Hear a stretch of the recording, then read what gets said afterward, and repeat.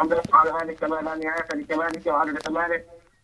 اللهم صل وسلم على سيدنا محمد كلما ذكرك وذكره الذاكرون وغفل عن ذكرك وذكر الذاكرون وغفل عن ذكرك وذكر الغافل وسلم تسليما كثيرا الى يوم الدين. تحية إجلال وإكبار لشهدائنا الأبرار شهداء الثورة السلمية المباركة. تحية إجلال وإكبار للجرحى جرحى النظام السلمي. تحية إجلال وإكبار للمنتحرين في سجون الاحتلال المتخلف البسيط. تحية إجلال وإكبار لأهلنا الصامدين على أرض الجنوب من المعركة إلى باب المندب. وتحية إجلال وإكبار لمناضلين من الثوار في مدينة حلب. نشد على أياديهم نحن نعرف أنهم اليوم يسقطون برصاص الاحتلال، هذا الاحتلال المتخلف الذي لا زال يكذب طاغية صنعاء بالأمس وهو يقول أنه أعطى أمر ثاني لحماية المتظاهرين، وعاهم إخواننا اليوم يسقطون وفي كل أنحاء الجنوب، في حضرموت في المكلا وفي كل أنحاء الجنوب يسقطون على أيدي قوات الاحتلال المتخلف البغي. أسأل الله سبحانه وتعالى أن يزيل هذا الاحتلال من على أرض الجنوب. من يوم 16 فبراير إلى تاريخ 11 فبراير يعني خمسة أيام سقط فيها 19 شهيد من أبناء الجنوب في عدن. في 5 أيام 19 شهيد من أبناء عدن وما يزيد على 24 جريح ويزيد على 24 جريح. واليوم الجرحى والشهداء في عدن. هذا نظام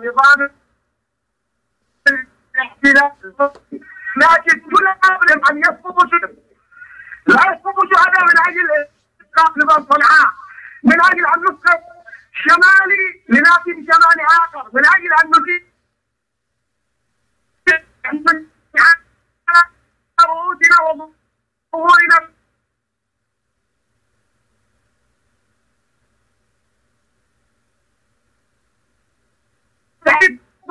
نقول من اجل اتحاد الدولة في الجنوب. وبهذا من الأطفال والحبلين تقصر دمرت بيوت وجرح أشخاص من أهلنا في غسان. هو كل يوم يقتلنا في كل أنحاء الجنوب. أنا أدعو كل أبناء الجنوب أن يخرجوا إلى ساحتنا اليوم. اخرجوا لتفكوا الحصار عن إخوانكم في عدن، لتفرجوا عن إخوانكم في عدن. اخرجوا، نزلوا الأرض تحت أقدام هذا المحتل الظالم الطاغي البغيض الذي لن يخرج الا بانتفاضه في كل ابناء الجنوب. وليعلم كل ابناء الجنوب اليوم اعلنها علماء الاسلام كنا نقول واعتقد ان من يقتلون في مظاهرات الجنوب هم شهداء. بالامس اعلنها الدكتور يوسف القرضاوي وغيرهم من علماء الاسلام فقالوا كل من يقتل في ساحات المظاهرات هم شهداء. ونطبق قول رسول الله من قتل مظلوما فهو شهيد. وكل اهلنا في الجنوب يقتلون مظلومين، يقتلون على ايدي هذا النظام المحتل. لمن هم شهداء؟ نحتسبهم شهداء عند الله ونسأل من الله أن يتقبل شهداءنا على أبنائنا شبابنا على أبناء الجنوب أن يغضوا حبة واحدة من أجل إعادة الجنوب. لا نقول إسقاط النظام، لا، نعم نقول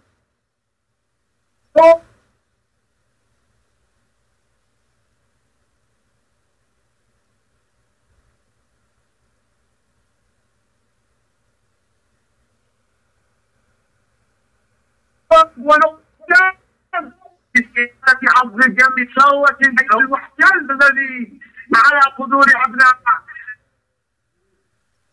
قدور أبناء الجنوب. ومعنى أن الله سلم حينما خفض الله عنه نظام الشباب كان رسول الله صلى الله عليه وسلم يقول وكذل رسول الله صلى الله عليه وسلم، ولكن أول من أجلبه وأول من أنهم الشباب الذين خرجوا مع رسول الله ونصروا الله